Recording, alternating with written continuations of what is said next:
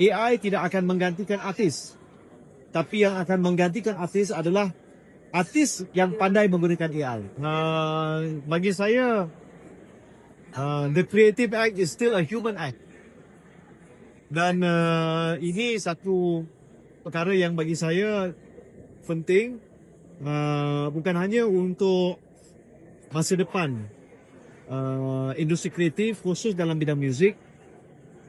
Masa yang sama, kalau kita lihat dalam bidang perfilman, kecerdasan buatan digunakan untuk, contoh, to produce mood board. Jadi dia tidak boleh mengganti pembikin filem, tapi dia boleh membantu dalam proses.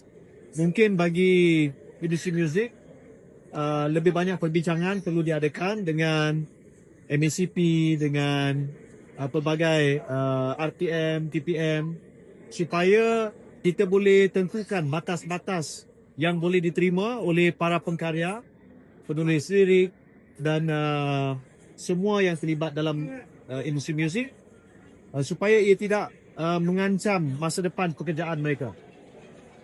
Saya percaya AI tidak akan menggantikan artis. Tapi yang akan menggantikan artis adalah artis yang pandai menggunakan AI.